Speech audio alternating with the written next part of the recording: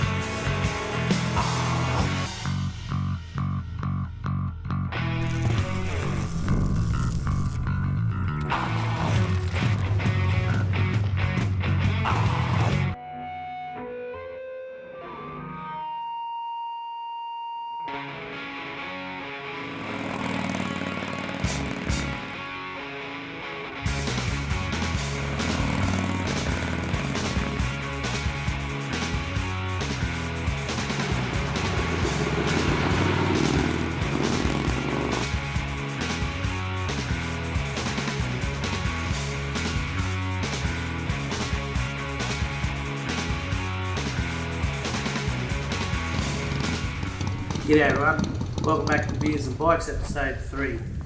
Today's episode we're going to head out through the Sharina range, back down to a beaut little bar called the Kickstart Saloon. There we're going to catch up with Des and Angry, have a chat, a couple of beers, good feed, listen to a cracking young singer named Lindsay. So it's going to be a great night, hopefully there'll be a few bikes out there, catch up with a few of our mates. So hang on, let's go, rip in. This one. Thanks, mate. There you go.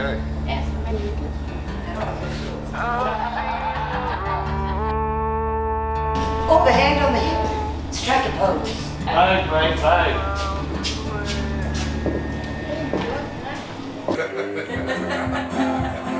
Let's get shorts.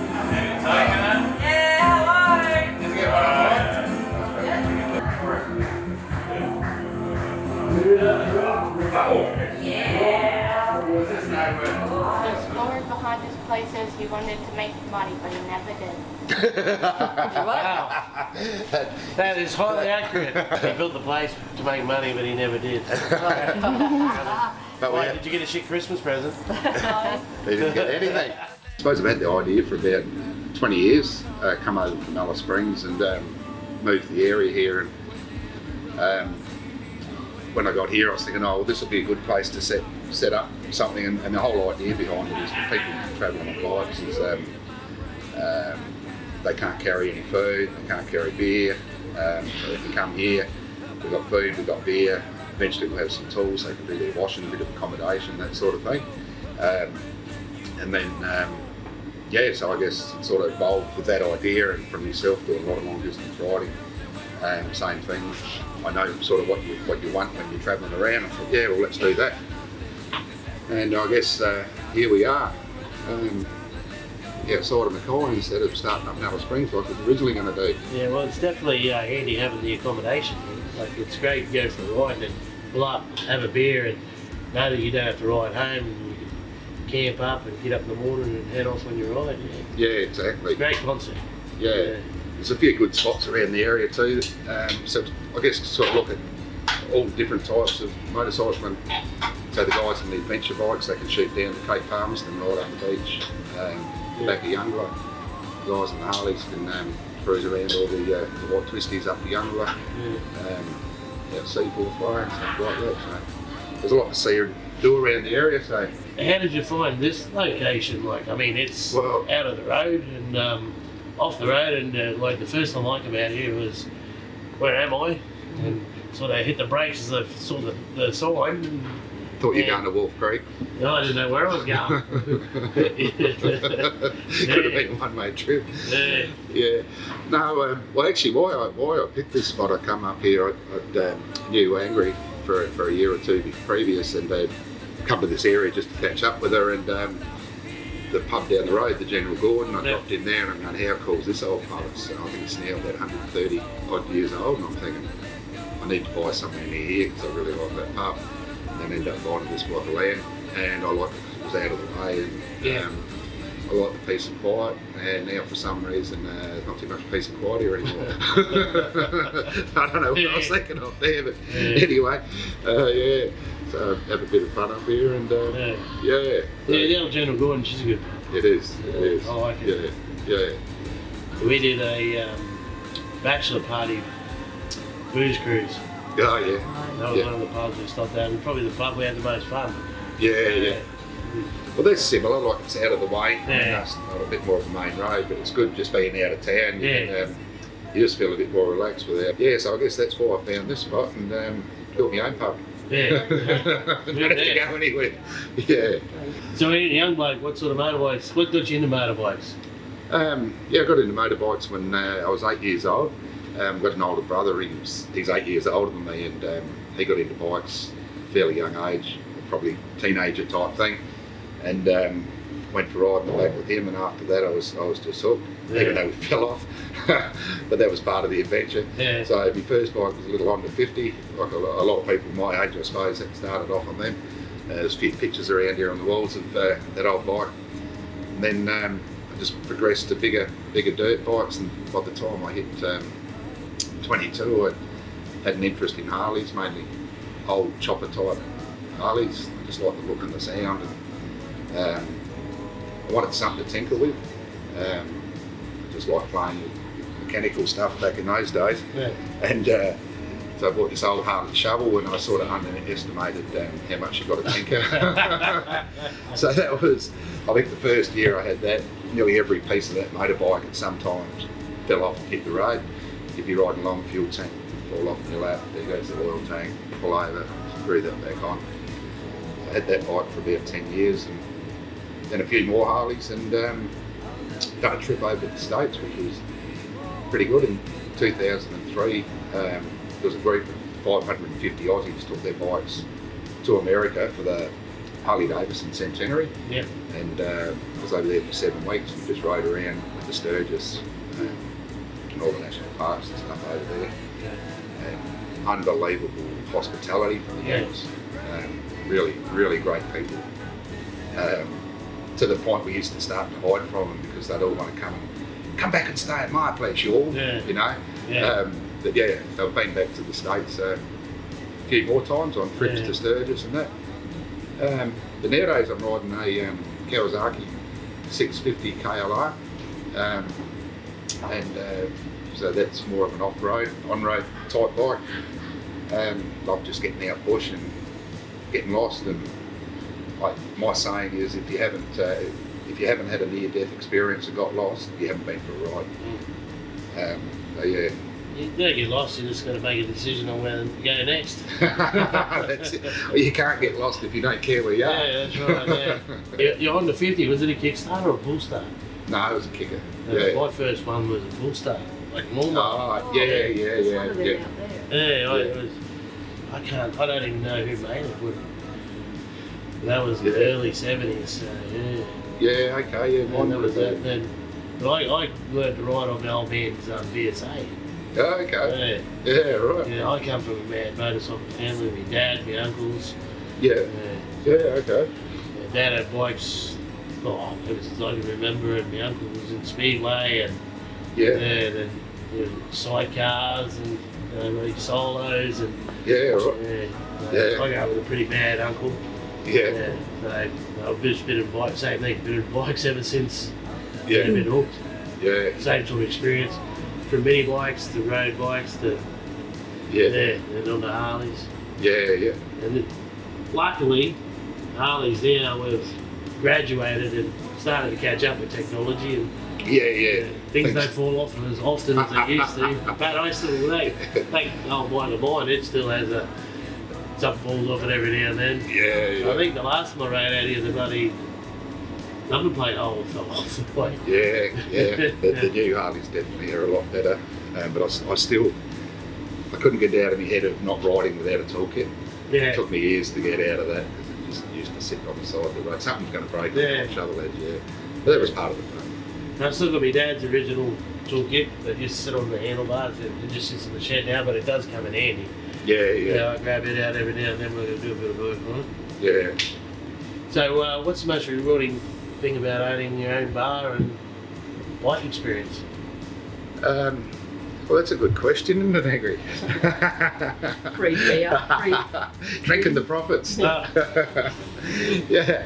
I suppose, I guess I was in the mines previous to this and did that for 16 years, going away. Really got sick of just being away. So I guess the most rewarding thing has been able to stay here. At the end of the day, this is our home.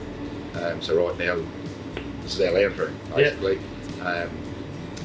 But that's probably something that I really like, not having to go away and work and be home every day. And, yeah, it's been a bit of fun. We meet some characters here. Yeah.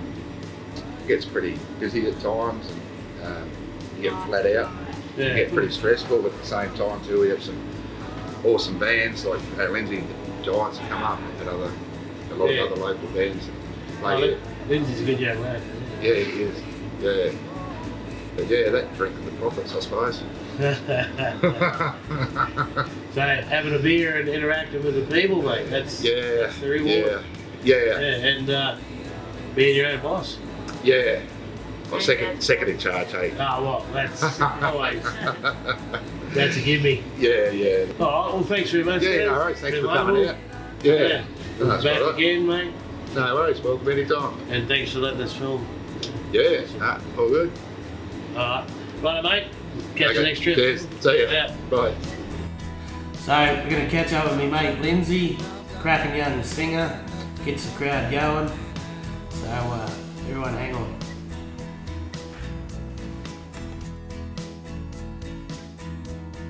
G'day Lindsay, how you going, mate? Good, Welcome to Beers and Bikes. Thank you. Mate, you're the entertainment tonight out here at the Kickstart Saloon. Yes, I am. Mate, can you tell us a bit about what sort of music you're going to play? Give us the old Aussie rock classics, and seems to have a good effect on people. Oh, sweet, mate. So how long have you been doing this, mate?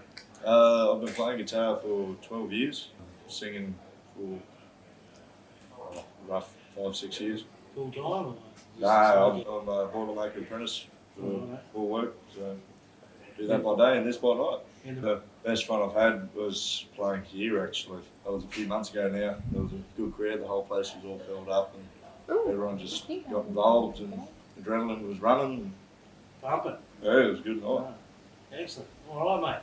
Well, looking forward to a great show.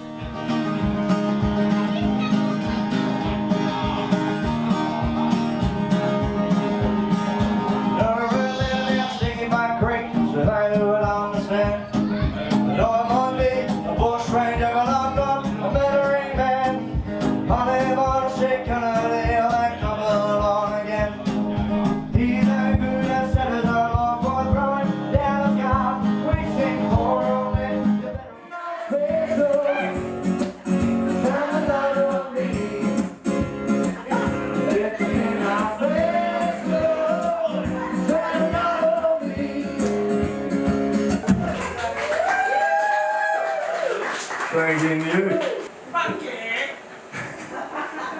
I like this guy already. Yeah, we all go, we're all having a good night.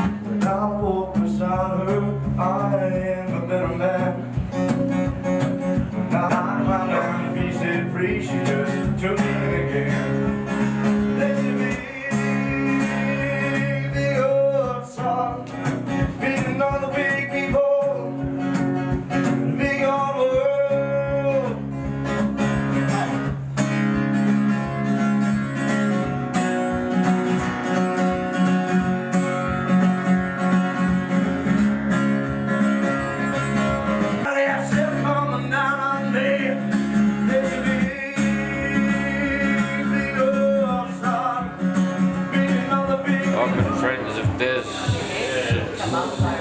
36 years now. Yeah, right. These guys, 1990. Yeah. Go to Kickstart Saloon. What a good place to catch up, eh?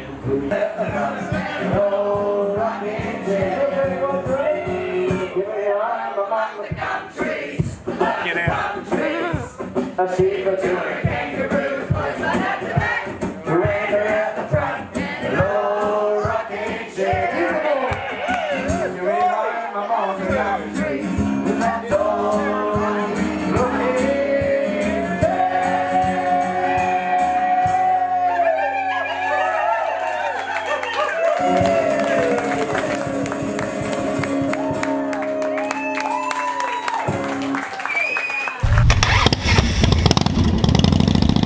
Well, we're leaving the Kickstarter Saloon and we're heading off to Early Beach.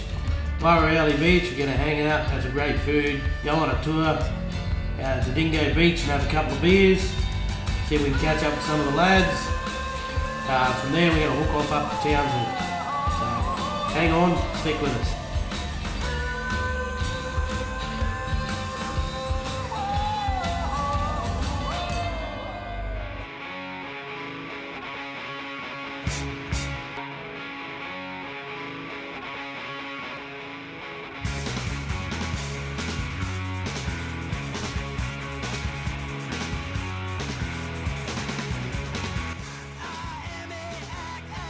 Follow us on Instagram, Facebook, subscribe to our channel, also follow the links to our great merchandise.